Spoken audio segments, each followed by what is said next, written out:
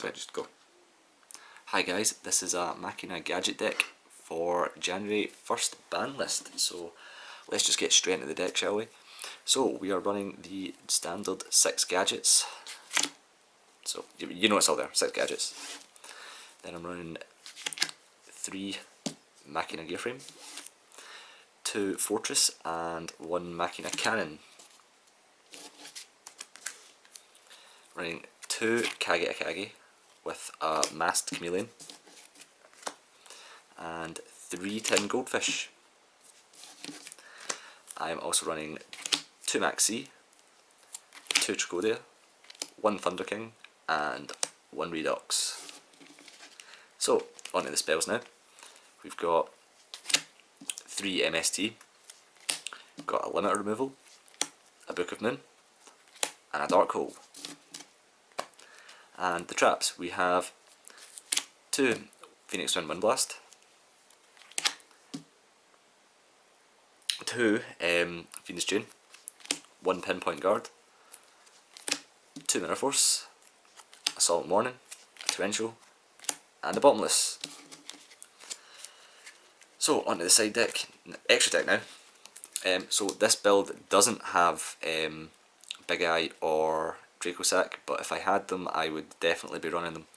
Anyhow, so we've got 1 Utopia, 1 Diamond Direwolf, 1 Gaga Cowboy, 1 Photon Papal Operative, which would probably be a Draco Sack or a Big Eye, 1 Maystroke, 1 Black Shibacorn, 1 Digusto Emerald, 1 Gemini Peril, 1 King of the Ethereal Imps, 1 Lava Val Chain, 1 Abyss Dweller, and 1 Gear Gigan X.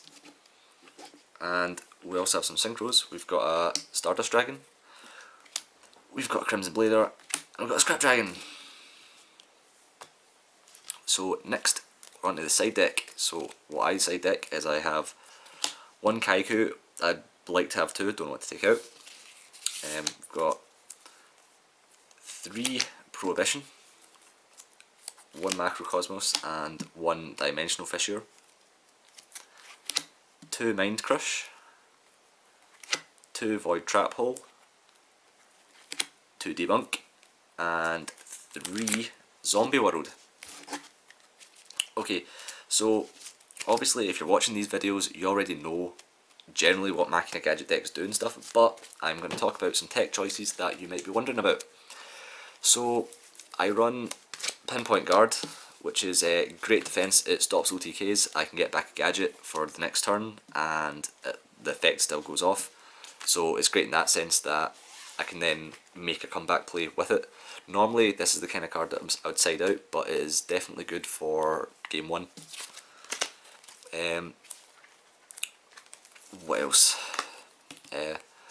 Limiter removal is absolutely fantastic because you can play limiter removal when you have a gear frame. So you can go like gear frame, get fortress, play fortress, attack with limiter removal, then attach gear frame to fortress, and then obviously gear frame will go to the grave instead of fortress, so you still get your fortress. Other interesting things is I'm still running the 1 Redox. It's still definitely worth it just for the Monster Reborn effect. It allows you to go in to, I mean, although I'm not running Big Eye or whatever, it's still good for the Monster Reborn effect, as it then allows me to go into like a level 4 incredibly easily. Also run Thunder King, which is, it's absolutely fantastic. Although it fucks my gadgets up, that really doesn't matter whatsoever because this hits like near enough every single deck. It is so fantastic and I can't believe they limited it. So obviously 2 Maxi, that's like just standard. Although Maxi's becoming less and less good this format, I've noticed. And finally got, or maybe not finally, got Mass Chameleon. It is absolutely fantastic tech. It allows you to go into the synchro options.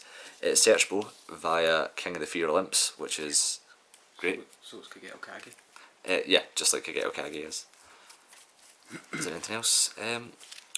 I'll talk about my side deck options now, as everything else is relatively standard. So Kaiku, that pretty much it hits a lot of things. It hits Bujins especially well, I'd say. So yeah, Kaiku against Bujins. Got Zombie World, which hits near enough every single thing in this format, and it's kind of like a replacement for DNA Surgery, but I prefer it because it hits the grave and it gets over your opponent's field spells as well. And it does not affect your deck in like any way. It just means that you can't go into Gear Gigant X. And you never really go into Gear Gigant X that much. Like, people go, oh yeah, that should be your main play, but I'd rather go into Mace Stroke really, unless I need to set up my next turn. So Debunk hits a lot of things. Again, also hits Bujins. Hits anything that uses hand traps. So again, like Bujins. Dark World. As if you'll see them anymore. It would hit Dark World as well. So yeah, debunks are just great. I'm using Void Trap Holes just as extra monster destruction. If those things which can spam big guys, I'd side Void Trap Holes in against maybe Mermails, something like that. I'd also side Void Trap Hole in against Evil Swarm as well, just so I've got things to get rid of Wolfie on. Although Evil Swarm is a good matchup, they're still like just a pain in the arse. So Mind Crush is also another great thing, just for the amount of decks that will search things and add it to their hand. Mind Crush is arguably one of the most skill based cards to use in the game, and it's just a great side option if you know they're searching things that you want to get rid of. Just don't side them against Bujins and then hit Krillin, just don't do that. This also hurts Bujins, it hurts so many other decks, and also Macrocosmos is chainable, so yeah. And finally, the Star Player 3 Prohibition, which can be sided in near against everything, and I mean, especially Infernity Archfiend. yeah, side this in against Infernities, call Archfiend, and just watch them cry as they can't do anything. So yeah, that was the deck. I hope you enjoyed that, and we'll see you in the next video. Thanks, guys. Hey guys, remember to subscribe for more deck profiles, matches, box openings, Yu-Gi-Oh discussions and more. A new video up every day, hopefully.